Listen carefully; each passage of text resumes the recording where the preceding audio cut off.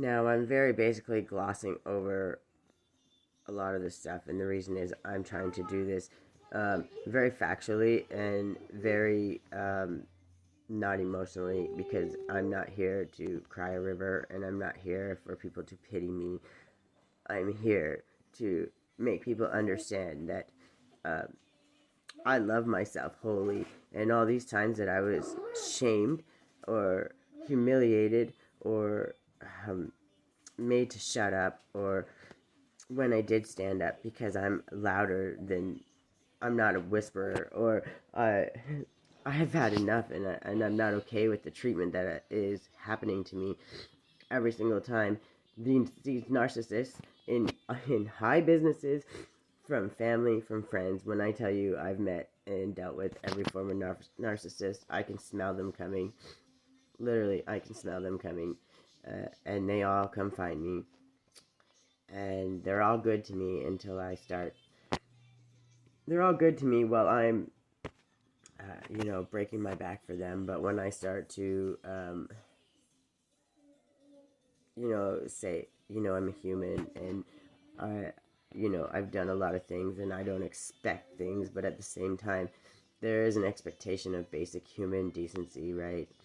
And when someone's living in your house for 3 years, for the better part of 3 years, and not paying rent, not paying bills, and literally sitting on the other side of a room, calling you every name in the book, treating you like straight garbage until you stand up for yourself, then you're the aggressive, violent one. Um, and then they bait you and bait you and bait you until they put their hands on you, and then you're the garbage one. Oh, you did this. You're the aggressive one because you fight back. Well, at what point? Like, the amount of toxicity was just disgusting. But still, he was there, and I got the job. And then even after, he didn't pay me the money that he owed me. And there was much more money because he had already messed me over a couple times before that. But when you love unconditionally, you love and you forgive. I didn't know then that you could love and forgive and leave them be. Like when they came to you for help, you could say no, or, um, no, I can't help you anymore, or, just leave them be, because I thought if you love somebody unconditionally that um, you had to do everything for them, because that's what I was taught my whole life. Anyways, the moral of that story is uh, he called me again because his job messed up, whatever. It's not my business to talk about their life. Called me again, and then I used my same credit, I guess, my work uh, name to get him a job out there, and I get him a job out there even after what he did to me. And I literally said, like, I don't want to stop anybody from working, because I don't believe that a disagreement or not getting along, whatever, is worth that. So, anyways, all this is going on. My daughter's at my mom's. My family members are talking so much trash about me, and I only found this out. And that's what made me lose my other job, by the way. That's how that all started. That's a whole long drama thing, but that's a narcissistic circle thing that would take me probably a long, long time to explain. So, anyways, I get in the job out there. I try to be, I'm kind, I'm the same person that I always am, whether you've hurt me or not. I express how I'm upset with you or whatever, and then I try to let it go, and then of course I would still try to help, because I could literally tell you how badly you hurt me and how mad you made me or whatever, because I have to say it and I have to voice it 747 on the clock. I have to do that, because otherwise it festers in, and then I beat myself up and it becomes a whole toxic cycle. So with me trying to break cycles and trying to learn to do better, because I was already in the beginning, not even the beginning, I was pretty far into um, really trying to focus on my healing journey. Was I perfect? Hell no. Wasn't even close. But I was trying hard, and I was trying to understand, and I had a lot of toxic shit that I had to undo and unknow, and believe it or not, he was actually the catalyst for a lot of that, because he showed me those things that, I shouldn't be mistreated like that, and then literally would do the same thing, which it was kind of when I learned and understood, well, if they shouldn't do it, why should you? Like, so anyways, and of course I would stand my ground, but I got him the job, and he comes out and pretends to be my friend again, and like things are gonna be good and all that, and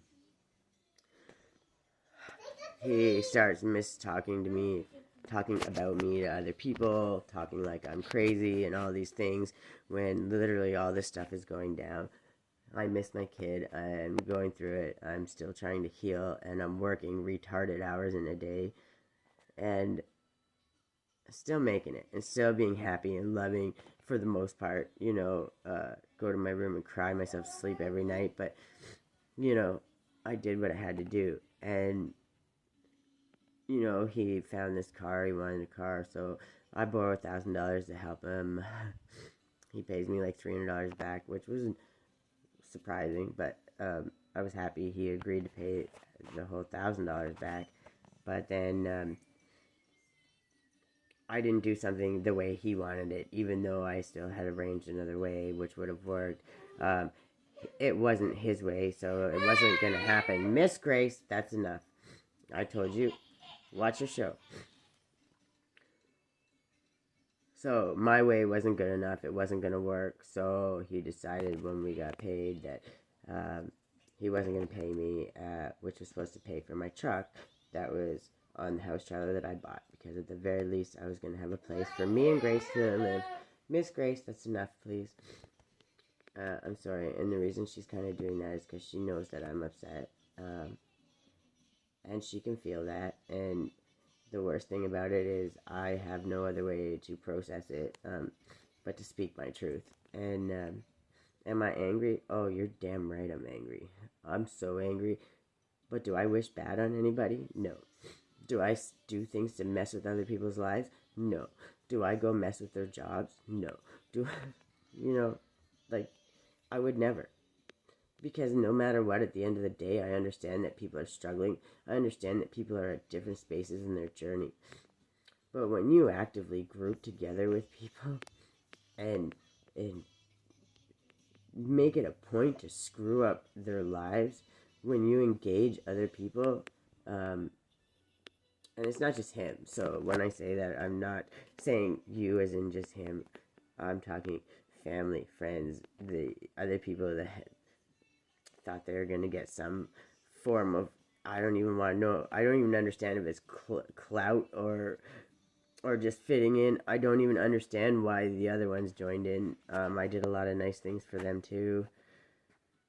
I can't understand it, and maybe they didn't understand that they were dealing with narcissists and that they were going to turn on them too. And I, at one point, actually said, it's all fun and games now, but what happens when they are doing the same thing to you and don't think it's not going to happen? And they all kind of laughed, humiliated me, but I still bit my tongue. I made it to the end. I did what I had to do. All the while, my family are talking to my daughter's dad about what a shit parent I am and all this, when their actions are what forced me into losing my job and then my house. It wasn't all their actions, but let me tell you, they had a very, very deep part in it. Like I said, the narcissistic way is to put you into this shitty decision or that shitty decision. Either way, it doesn't end well for you.